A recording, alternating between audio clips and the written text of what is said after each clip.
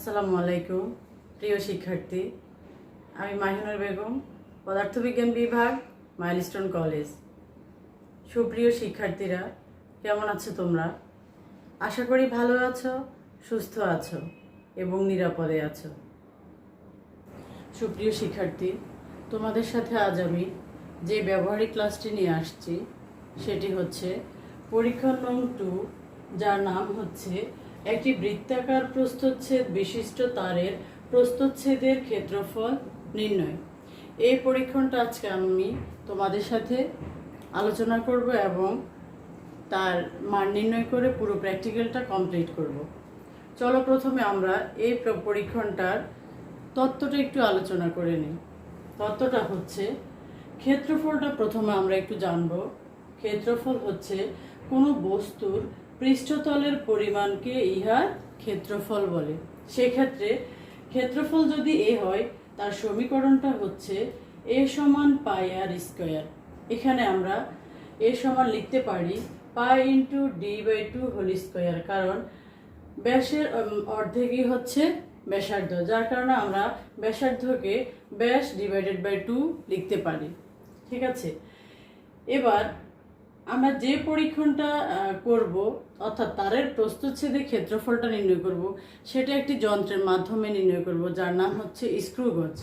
এই স্ক্রু গজটা সম্পর্কে আমি তোমাদেরকে ধারণা দিব এবং সেটা দেখাবো। তাহলে একটু দেখি এখন এই স্ক্রু গজের সাহায্যে যে কোনো দৈর্ঘ্যের পার্ট আমরা নির্ণয় করতে পারবো।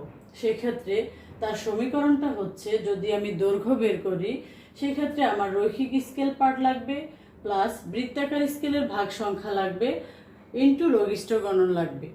এই তিনটা জিনিস কি, আমরা এটা যখন যন্ত্রের পরিচয় দিব তখন তোমাদেরকে বুঝিয়ে দিব। সেক্ষেত্রে আমার সমীকরণটা হচ্ছে এমন, L plus C into L C. এখানে বলেছি এলটা হচ্ছে রৈখিক স্কেল পার্ট, সিটা হচ্ছে বৃত্তাকার স্কেলের ভাগ সংখ্যা, আর এল সি হচ্ছে লঘিষ্ঠ গণন। একে লিস্ট কাউন্ট বলা হয়। সেক্ষেত্রে আমরা লিস্ট কাউন্টটা বের করব। তার আগে চলো আমরা যন্ত্রের সাথে একটু পরিচিত হয়ে নেই। আমরা বলেছি এই পরীক্ষণটা আমরা একটা যন্ত্রের সাহায্যে করব, যার নাম হচ্ছে স্ক্রু গেজ। সেই যন্ত্রটা হচ্ছে এটা। আশা করি তোমরা যন্ত্রটা দেখতে পাচ্ছ। আমি তোমাদেরকে যন্ত্র সম্পর্কে সম্পূর্ণ ধারণা দিব। এই যন্ত্রটা হচ্ছে এমন, দেখো আমি বলছি,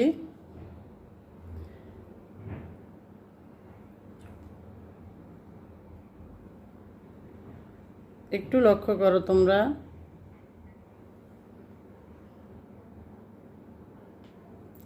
দেখো এটা একটা স্ক্রু গেজ। এই স্ক্রু গেজটা হচ্ছে একটা ইউ আকৃতির স্ক্রু গেজ, এবং এই স্ক্রু গেজটা দিয়ে দেখো আমরা কি করতে পারবো। এটা একটা ইউ আকৃতির ফ্রেম, যার নাম হচ্ছে স্ক্রু গেজ। এটার দেখো আমি দেখাচ্ছি, আমি যখন একটা স্ক্রুকে ঘোরাচ্ছি তখন তার স্ক্রুর চোয়ালটা আলাদা হয়ে যাচ্ছে। এখানে এই যে এই দণ্ডটা দেখতে পাচ্ছ, এই দণ্ডটাকে বলা হয় স্পিন্ডল, আর এখানে ছোট্ট একটা দণ্ড দেখতে পাচ্ছ, সেটাকে বলা হয় অ্যানভিল। তাহলে ইউ আকৃতির এই ফ্রেমটার এটা হচ্ছে স্পিন্ডল, এটা হচ্ছে অ্যানভিল। আর এটা রয়েছে দুইটা স্কেল। দেখো একটা স্কেল হচ্ছে বৃত্তাকার স্কেল, আর একটা হচ্ছে রৈখিক স্কেল। এখন প্রশ্ন হচ্ছে কোনটা বৃত্তাকার স্কেল? বৃত্তাকার স্কেল হচ্ছে, দেখো আমি যে স্কেলটাকে ঘোরাচ্ছি, এখানে 0, 10, 20 এভাবে করে আসছে, এটা হচ্ছে আমার বৃত্তাকার স্কেল। আর বৃত্তাকার স্কেলটাকে ঘোরানোর সাথে সাথে ভিতর থেকে একটা স্কেল দেখা যাচ্ছে, সেটা হচ্ছে আমার রৈখিক স্কেল। এটাকে লিনিয়ার স্কেল বলা হয়, যার কারণে আমরা ওখানে এল ইউজ করেছি। আর এটাকে বৃত্তাকার স্কেল অর্থাৎ সার্কুলার স্কেল বলে। তাহলে আমার স্ক্রু গেজে দুইটা স্কেল আমরা দেখতে পাইলাম। আবার এখানে একটা স্ক্রুকে আমি ঘোরাচ্ছি, দেখো এটাকে আমরা বলবো টুপি। এই স্ক্রুটাকে আমরা বলবো টুপি। এখন কোশ্চেন হচ্ছে, এই টুপিটার কাজ কি? এখানে একটু লক্ষ্য করো, আমরা যে স্পিন্ডল এবং অ্যানভিল এই দুইটা চোয়াল যখন বলেছি আলাদা হয়ে যায়, এই দুইটাকে দেখো আমি ঘুরিয়ে ঘুরিয়ে কি করছি, একত্র করছি, অর্থাৎ দুইটা চোয়ালকে আমি একসাথ করে ফেলেছি। দেখো দুইটা চোয়াল একদমই লেগে গেছে। এখন লাগার পরে আমি যখন এই টুপিটাকে ঘোরাচ্ছি, দেখো খুব সুন্দর একটা সাউন্ড হচ্ছে। এখন এই সাউন্ড কেন হচ্ছে বলো? স্পিন্ডল এবং অ্যানভিল যে বলেছি, অর্থাৎ এই দণ্ডটা যখন একটার সাথে একটা খুব ভালো করে লেগে গেছে, তখন এই টুপিটা সাউন্ড করে আমাকে জানিয়ে দিয়েছে যে এটা আর লাগবে না, এটা খুব ভালো করে লেগে গেছে। অর্থাৎ এই টুপির কাজ হচ্ছে এটা যখন লেগে যাবে তখন সে সাউন্ড করবে। ঠিক আছে, তাহলে আমরা টুপির কাজটাও জানতে পারলাম, তার দুইটা চোয়ালের, একটা স্পিন্ডল একটা অ্যানভিল সেটাও জানতে পারলাম, ইউ আকৃতির একটা ফ্রেম সেটাও জানতে পারলাম, তার দুইটা স্কেল, একটা বলেছি বৃত্তাকার স্কেল আর একটা বলেছি রৈখিক স্কেল। এখানে দেখো আমরা আরেকটা জিনিস তোমাদেরকে ক্লিয়ার করছি, বৃত্তাকার স্কেলটা আমরা একটু দেখব। দেখো আমার বৃত্তাকার স্কেল এখানে শূন্য দাগ আছে, 0 থেকে 10 10 ডিফারেন্স করে আমার এই বৃত্তাকার স্কেলটা 90 পর্যন্ত আছে। দেখো 90-এর পরে আবার 0, তাহলে প্রশ্ন হচ্ছে আমার এই স্কেলের ভাগ সংখ্যা কত? 100, কারণ 10 করে ডিফারেন্স হয়ে 90, তারপরে আবার 0, তাহলে ওর ভাগ সংখ্যা হচ্ছে 100। ঠিক আছে, তারপরে দেখো এখানে যে রৈখিক স্কেলটা আমি বলেছি, এই রৈখিক স্কেলের প্রতি ঘরের মান 1। কিভাবে বুঝতে পেরেছি? দেখো প্রতি 0 থেকে 5, তার মানে 1 ঘরের মান হচ্ছে 1। প্রতি 5 ঘরের মান যদি 5 হয় তাহলে 1 ঘরের মান হচ্ছে 1। তোমরা একটু লক্ষ্য করো, দেখতে পাচ্ছ আশা করি। তাহলে আমার রৈখিক স্কেলের প্রতি 1 ঘরের মান হচ্ছে 1, আর বৃত্তাকার স্কেলের ভাগ সংখ্যা হচ্ছে 100। এখানে আমরা এই রৈখিক স্কেল এবং বৃত্তাকার স্কেল এই দুইটা জিনিস থেকে আমরা শিখব লঘিষ্ঠ গণন। লঘিষ্ঠ গণন জানার আগে সেটার সংজ্ঞাটা আমরা জানব। লঘিষ্ঠ গণন হচ্ছে, আমি বোর্ডে লিখে রেখেছি, তোমরা একটু দেখো।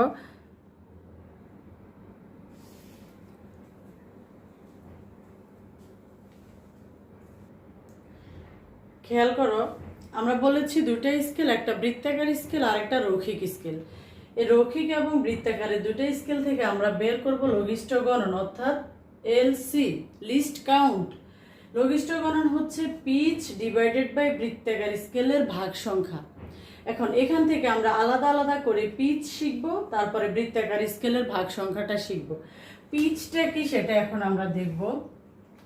পিচ হচ্ছে, একটু তোমরা যন্ত্রের মধ্যে লক্ষ্য করো, দেখো আমি পিচ বলছি। পিচ হচ্ছে, দেখো বৃত্তাকার স্কেলকে, আমি সংজ্ঞাটা বলছি, বৃত্তাকার স্কেলকে রৈখিক স্কেল বরাবর একবার ঘুরালে এটি যে দূরত্ব অতিক্রম করে সেটি হচ্ছে পিচ।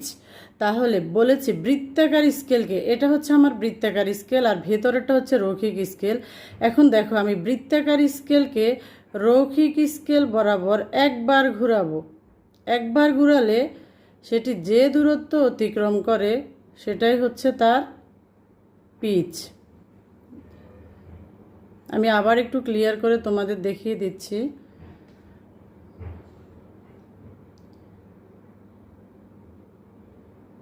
ওকে, তাহলে পিচটা হচ্ছে বলেছি বৃত্তাকার স্কেলকে রৈখিক স্কেল বরাবর একবার ঘোরাবো, এটা হচ্ছে আমার বৃত্তাকার স্কেল। বৃত্তাকার স্কেলকে আমি দেখো রৈখিক স্কেলের বরাবর ঘোরাচ্ছি, ঘোরানোর পরে 0 দাগ আসলো।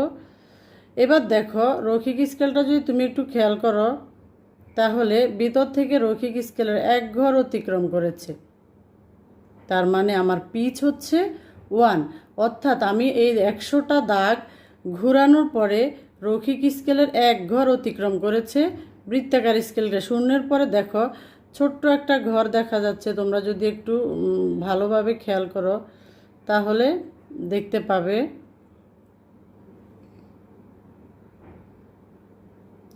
আমাদের পিচ হচ্ছে তার মানে 1, আমাদের পিচ 1। তারপরে বলেছে বৃত্তাকার স্কেলের ভাগ সংখ্যা। বৃত্তাকার স্কেলের ভাগ সংখ্যা আমরা খুব সুন্দর করে দেখেছি 100। এখন A1-কে 100 দিয়ে যদি ভাগ করি তাহলে আমার লঘিষ্ঠ গণন আসে 0.01। ঠিক আছে, তাহলে আমরা লঘিষ্ঠ গণন কত পেয়েছি? 0.01। আশা করি তোমরা বুঝতে পেরেছো লঘিষ্ঠ গণনটা কিভাবে পেয়েছি। আমি তারপরও আরেকবার মুখে বলছি, লঘিষ্ঠকরণ হচ্ছে পিচ ডিভাইডেড বাই বৃত্তাকার স্কেলের ভাগ সংখ্যা। এখন পিচ কিভাবে পেয়েছি আমি বলেছি, এখানে যে বৃত্তাকার স্কেল আছে, শূন্য দাগ থেকে বৃত্তাকার স্কেলটাকে একবার ঘুরিয়ে আবার শূন্য অবস্থানে আনলে রৈখিক স্কেল থেকে সে এক ঘর অতিক্রম করবে, তার মানে আমার পিচ হচ্ছে 1। সে 1কে আমি বৃত্তাকার স্কেলের ভাগ সংখ্যা দিয়ে যদি ভাগ করি, তখন আমার লঘিষ্ঠ গণনটা বেরিয়ে আসে 0.01। ঠিক আছে, এবার আমরা এই প্র্যাকটিক্যালটার মানগুলো নিব। এই তত্ত্বটা আশা করি তোমরা বুঝতে পেরেছো। এখন আমরা চলে যাব সরাসরি মান নির্ণয়ে, অর্থাৎ বৃত্তাকার একটি তার দিয়ে তার প্রস্থচ্ছেদের ক্ষেত্রফলটা বের করব। শিক্ষার্থীবৃন্দ, এবার আমরা চলে আসলাম স্ক্রু গজের সাহায্যে পার্ট নির্ণয়ে। সে পার্টটা নির্ণয় করবো আমরা একটা তার দিয়ে। বলেছি আমাদের কোশ্চেনেও বলা আছে যে তারের প্রস্থচ্ছেদ। তার মানে এই দেখো, আমরা এই তারটা দিয়ে স্ক্রু গজের সাহায্যে প্রস্থচ্ছেদটা বের করব। কিভাবে বের করব দেখো, আমাদের ছকটার নাম হচ্ছে তারের ব্যাস নির্ণয়ের ছক। দেখো যে স্ক্রু গজটা, এই স্ক্রু গজের আমরা যে অ্যানভিল এবং স্পিন্ডল বলেছি, এই দুইটার মাঝে আমরা কি করব।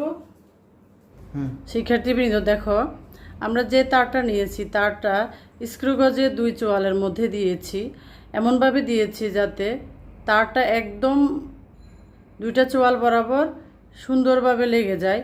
আর সুন্দরভাবে যে লেগে যায় তার প্রমাণ হচ্ছে আমরা যে বলেছি যে টুপিটা আওয়াজ করবে, তার মানে হচ্ছে দেখো আমার তারটা এত ফিটিং করে লেগেছে যে ও আমাকে ইনফর্ম করছে যে আর এটা লাগবে না। তাহলে তারটা আমরা লাগালাম। দেখো, এবার লাগানোর পরে আমরা এখান থেকে বৃত্তাকার স্কেলের ভাগ সংখ্যা এবং রৈখিক স্কেলের পার্টটা বের করব। তাহলে দেখো, আমার রৈখিক স্কেলের পার্ট খুব সুন্দর করে দেখা যাচ্ছে যে 1। শূন্যর পরে রৈখিক স্কেলের মানটা দেখা যাচ্ছে 1। আর এই মাপের জন্য আমার বৃত্তাকার স্কেলের মানটা আমরা দেখব যে কত, অর্থাৎ রৈখিক স্কেল থেকে সে কত ঘর পেরিয়ে আসছে। আমি যদি লক্ষ্য করি, 27 ঘর বৃত্তাকার স্কেলের ভাগ সংখ্যা হয়েছে। তাহলে আমার রৈখিক স্কেলের পার্ট সংখ্যা হলো 1 আর বৃত্তাকার স্কেলের ভাগ সংখ্যা হলো 27। তাহলে দেখো, আমরা রৈখিক স্কেল মানটা পেয়েছি 1 আর বৃত্তাকার স্কেলের পার্ট পেয়েছি 27। লঘিষ্ঠ গণন আমরা তার আগে তত্ত্বের মধ্যে বের করে নিয়েছি 0.01। তারপরে আছে ব্যাস। এই ব্যাসটা আমরা 3টা মান বের করে পরে ক্যালকুলেশন করব। নেক্সট আছে গড় ব্যাস। গড় ব্যাসটাও আমি এখানে ব্যাসের 3টা মান পাওয়ার পরে গড় ব্যাসটা হিসাব করব। এখন আমাদের কাজ হচ্ছে রৈখিক স্কেল বৃত্তাকার স্কেলের ভাগ সংখ্যা এই 3টা পার্ট নেওয়া। এখন আমরা 2 নম্বর পার্টটা বের করব। 2 নম্বর পার্টও আমাদের সেম ওয়েতে বের করতে হবে। দেখো, আমরা দেখাচ্ছি।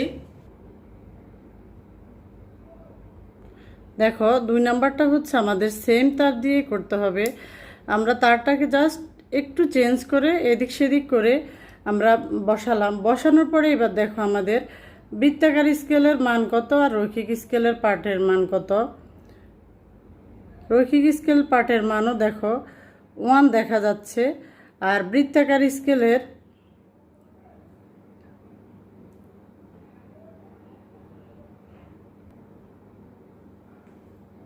দেখো, তাহলে আমাদের বৃত্তাকার স্কেলের ভাগ সংখ্যা খুব বেশি একটা ডিফারেন্স হয় নাই। আমি যদি একটু করে নেই, এই যে বৃত্তাকার স্কেলের ভাগ সংখ্যা এবার আসছে আমাদের 28, কিন্তু আমাদের দেখো রৈখিক স্কেলের পার্টটা সেমই আছে। বৃত্তাকার স্কেলের পার্ট সামথিং চেঞ্জ হতে পারে, এজন্যই কারণ আমাদের টুপিটা ঘুরানোর উপর হয়তোবা বেসিস করতে পারে। তাহলে আমাদের রৈখিক স্কেলের মান 2 নাম্বার পার্টের জন্য কত আসছে 1, আর বৃত্তাকার স্কেলের ভাগ সংখ্যা আসছে 28। সেটা আমরা এখন বসাবো। তাহলে রৈখিক স্কেল পার্ট হচ্ছে 1 থাকলো, বৃত্তাকার স্কেলের মানটা চেঞ্জ হলো 28। এরপর যে এখন আমরা থার্ড মানটা বের করব। থার্ড মানেও সেম। আমরা যদি এখানে একটু দেখিয়ে নিই, আমি তোমাদেরকে দেখিয়েছি, আশা করি তোমরা 2টা মান বুঝতে পেরেছো। থার্ড মানেও সেম। আমরা তারটাকে একটু আবার বের করে অন্য জায়গায় বসালাম। বসানোর পরে কি হলো দেখো, আমার এখানে রৈখিক স্কেলের পার্টটাও সেম রইল, 1 1-ই থাকলো। বৃত্তাকার স্কেলের মানটা 29 হয়েছে। বৃত্তাকার স্কেলের মান কত হয়েছে? 29। আমরা বারবার বলছি, কিন্তু দেখো আমাদের রৈখিক স্কেলের মানটা ফিক্সড থাকবে, আর বৃত্তাকার স্কেলের মানটা একটু চেঞ্জ হতে পারে। হয়তো বা আমি টুপিটা কোথাও একটু ভালো করে টাইট করেছি, কোথাও একটু বা সামথিং চেঞ্জ হতে পারে, যার জন্য আমাদের হয়তো বৃত্তাকার স্কেলের মানটা চেঞ্জ হয়। আদার্স আমাদের রৈখিক স্কেলের মানটা ফিক্সড থাকবে, কারণ আমাদের বস্তুটা তো সেমই রইল, যার জন্য আমার রৈখিক স্কেলের মান সমান। আর বৃত্তাকার স্কেলে ভাগ সংখ্যা পেয়েছি 27, 28, 29। লঘিষ্ঠকরণ আমরা বের করেছি 0.01। এখন এই ক্ষেত্রে আমরা ব্যাস হিসাব করব, গড় ব্যাসটা হিসাব করব। চলো তাহলে আমরা গড় ব্যাসটা হিসাব করি এবং ব্যাসটা হিসাব করে নিই। শিক্ষার্থীবৃন্দ দেখো, এখানে আমরা ব্যাস বের করেছি তিনটা মানের জন্য। প্রথম মানের জন্য আমার ব্যাস আসছে 1.27, আর এই মানটা পেয়েছি দেখো আমি কিভাবে, L plus C into LC. L হচ্ছে আমার এই মানটা 1, 1-এর সাথে আমি যোগ করেছি 27 অর্থাৎ সি এর মান, তার সাথে গুণ করেছি 0.01। তখন পুরো মানটা ক্যালকুলেশন করে আমি প্রথম মানটা পেয়েছি 1.27। সেমভাবে আমি সেকেন্ড মানটাও করেছি 1 প্লাস 28 ইন্টু 0.01, মান আসছে 1.28। থার্ড মানটাও পেয়েছি সেমভাবে 1 প্লাস 29 ইন্টু 0.01, ক্যালকুলেশন করে রেজাল্ট পেয়েছি 1.29।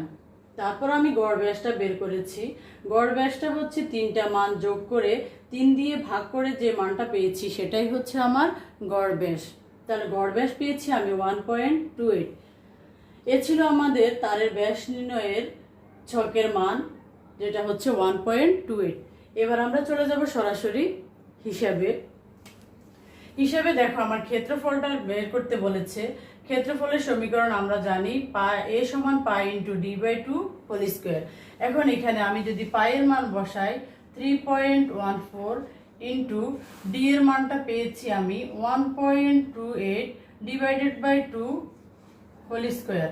এখন এই রেজাল্টটুকুন, এই মানগুলো ক্যালকুলেশন করলে আমরা পাবো, তাহলে দেখো এই মানগুলো ক্যালকুলেশন করে আমার মান আসছে 1.286। আর মানগুলো আমরা বের করেছি মিলিমিটারে, যেহেতু এটা ক্ষেত্রফল তাই মিলিমিটার স্কোয়ার। তাহলে আমার ক্ষেত্রফলের মান আসছে 1.286 মিলিমিটার স্কোয়ার। এটাকে আমরা চাইলে মিটারেও নিতে পারি। মিটারে নিলে আসবে 286 ইন্টু 10⁻⁻6 মিটার। ঠিক আছে, ক্ষেত্রফল তাই মিটার স্কোয়ার। তাহলে আমার মানটা হচ্ছে 1.286 10⁻⁻6 বর্গ মিটার। এ ছিল আমাদের তারের ব্যাস নির্ণয়ের জন্য প্রস্থচ্ছেদের ক্ষেত্রফলের মান। প্রিয় শিক্ষার্থীবৃন্দ, আশা করি তোমরা প্র্যাকটিক্যালটা বুঝতে পেরেছ। আর একটু তোমাদের কাছে ভিন্ন লাগতেই পারে, যেহেতু এটা প্র্যাকটিক্যাল, তাই আশা করি তোমরা মনোযোগ সহকারে প্র্যাকটিক্যালটা দেখেছ এবং বুঝতেও পেরেছ। তারপরেও অসুবিধা হলে ভিডিওটা তুমি প্লে করে আবারও দেখতে পারো। আর তোমরা এই প্র্যাকটিক্যালটা অবশ্যই খাতায় লিখবে, লিখে তোমার সাবজেক্ট টিচারের কাছে সাবমিট করবে। শিক্ষার্থীবৃন্দ, এ ছিল তোমাদের সাথে আমার আজকের প্র্যাকটিক্যাল। তোমরা সবাই ভালো থেকো, সুস্থ থেকো। তোমাদের সুস্থতা কামনা করে আমি বিদায় নিচ্ছি। আল্লাহ হাফিজ।